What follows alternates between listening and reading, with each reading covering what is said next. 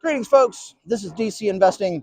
I talk about topics to help other people on their pathway to financial independence.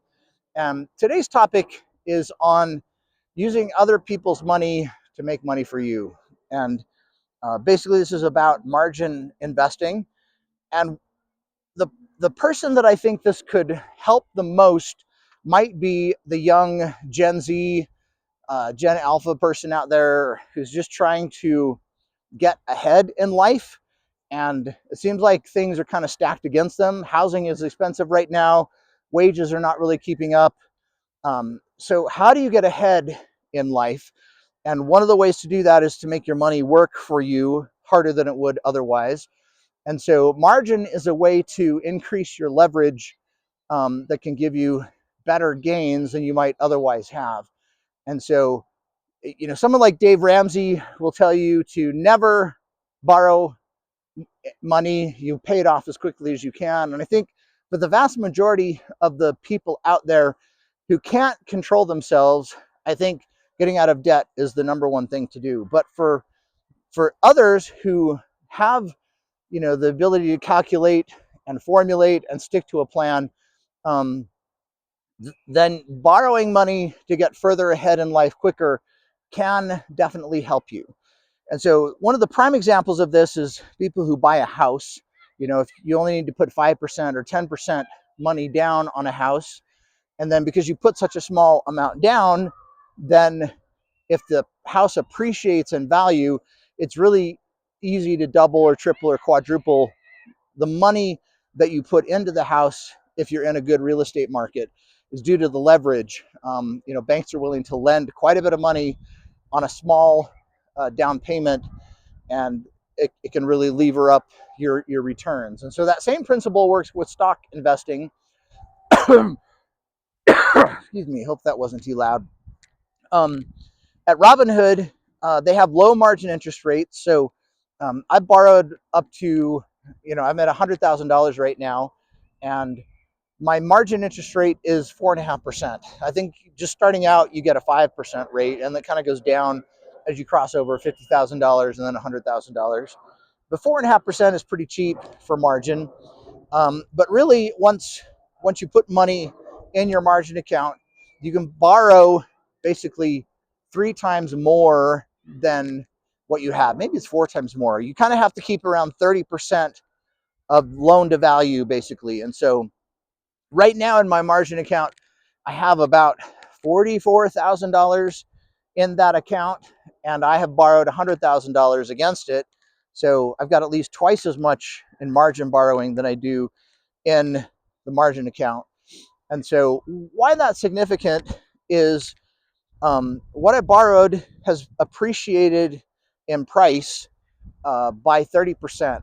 And so on that $100,000, the value has gone up $30,000 over the past year. And for a young person, like if you had $10,000 as an initial investment, you could put that $10,000 into Robinhood and get, an extra $20,000 of borrowing, so you could get a total of $30,000. If it goes up 30% on $20,000 of borrowing, then what is that? Like $6,000 that you gain. But basically, it's like I made 30% off of $100,000 borrowing, but I only have about $44,000 in that margin account. So it's almost a double that I have received because of the margin investing. And so as a young person, that is a potential way to increase your gains by borrowing against your stock. Now, you could lose everything, but chances are when you're younger in life, you have time to, recover from a major loss like that.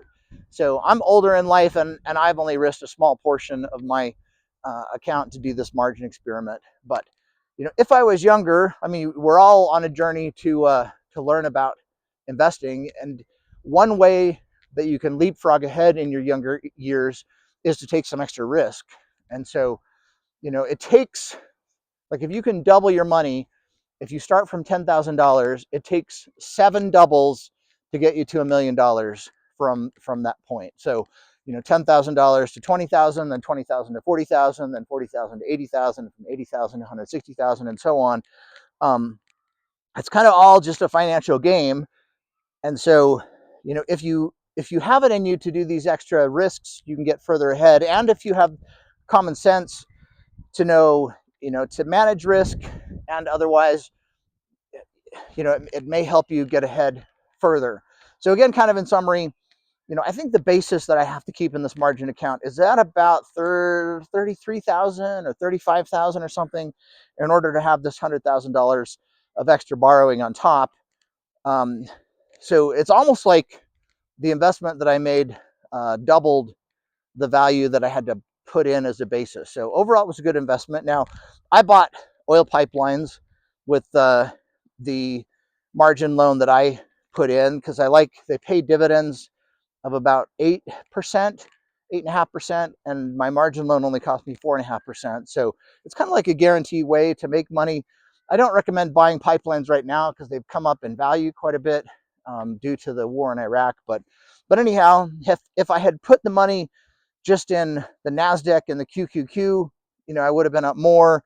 Or if I'd done the triple leveraged ETF, the TQQQ, that one doubled in the same time frame. And so that would have had even more of an impact. If I had borrowed $100,000, put it into TQQQ at the same time, that $100,000 would have turned into $200,000 based on a $30,000 initial investment. And that's a much higher leverage ratio that could get a young person further ahead in life at a much earlier year. It takes a lot of years to save up your first $10,000 when you're young. It takes even more to save up $100,000.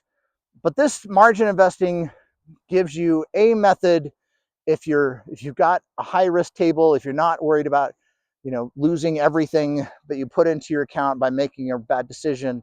And if you learn about the stock market, kind of learn about things that can make it grow, this might be for you. It's a way to get further ahead. I know you can also do things on options. That's a way to amplify your leverage too. But any case, I made over this past year $30,000 off of a core margin amount of somewhere between $30,000 and $40,000 of principal. That's a pretty good return on borrowed money, based upon how much principal I had to put in. So just kind of like a house, you put a down payment down to buy an asset, and if that asset goes up in value, it can, based upon your original down payment, it could really go up quite a bit. So like if you put down 5% on a $500,000 home with your FHA loan, that's $25,000 of a down payment.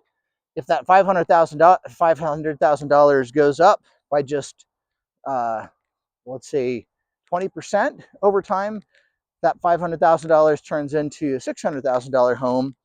And so if your original down payment was $25,000, you just made $100,000 of a gain.